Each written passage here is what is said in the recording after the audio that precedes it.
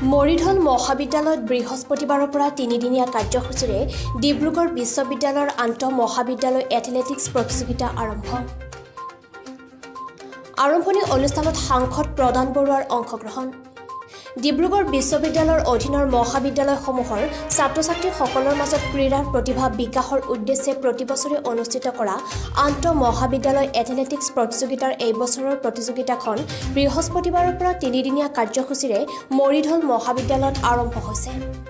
20 জানুৱাৰীলৈকে চলিবলগীয়া প্ৰতিযোগিতাখনত ডিব্ৰুগড় বিশ্ববিদ্যালয়ৰ অধীনৰ 22খন মহাবিদ্যালয়ৰ 2 শতাধিক খেলুৱৈয়ে অংশগ্ৰহণ কৰিছে। প্ৰতিযোগিতাখনৰ আজি অনুষ্ঠিত আৰম্ভণি অনুষ্ঠানত মুখ্য অতিথি হিচাপে অংশগ্ৰহণ কৰে 14 নং লখিমপুৰ লোকসভা সমষ্টিৰ সাংসদ প্ৰদান বৰুৱাই। অহা 20 জানুৱাৰীত প্ৰতিযোগিতাখনৰ সামৰণি পৰিব বুলি জানিবলৈ দিছে মৰিধল মহাবিদ্যালয়ৰ অধ্যক্ষ ডক্টৰ দীপেন শইকীয়াই।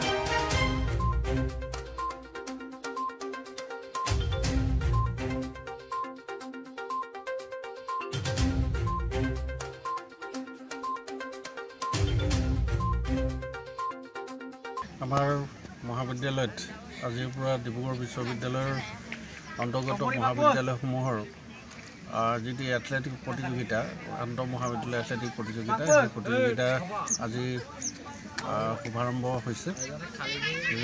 আমাৰ ডিব্ৰুগড় বিশ্ববিদ্যালয়ৰ অধীনৰ প্ৰায় 26খন মহাবিদ্যালয়ৰ ছাত্ৰ ছাত্ৰী ইয়াতে অংশগ্ৰহণ কৰিছেহি আৰু আজি পুৱা 9 বজাত আমি এই অনুষ্ঠানটো শুভাৰম্ভ কৰোঁ। আজি এই অনুষ্ঠানটোত মুখ্য অতিথি হিচাপে আমাৰ লখিমপুৰ লোকসভা সমষ্টিৰ মাননীয় সাংসদ প্ৰদান বৰুৱাদেৱ উপস্থিত থাকি আমাক আচলতে উৎসাহিত কৰিছে। তেখেতে খেলুৱৈ ছাত্ৰ ছাত্ৰীসকলক উদ্দেশ্যি যথেষ্টখিনি গুৰুত্বপূৰ্ণ কথা তেওঁ অৱগত কৰিলে।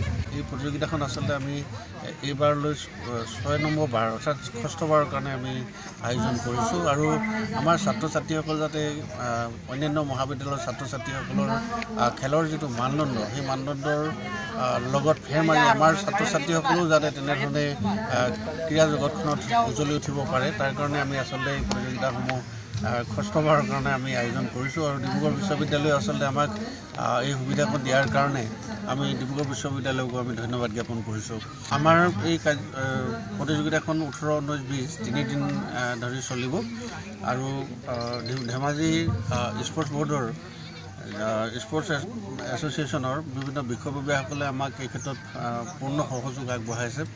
আমাৰ যিসকল সহকৰ্মী আছে আমাৰ যিসকল ছাত্ৰ ছাত্ৰী আছে তেওঁলোকৰো আমি যথেষ্ট ভাল কোঅপাৰেশ্যন পাইছোঁ।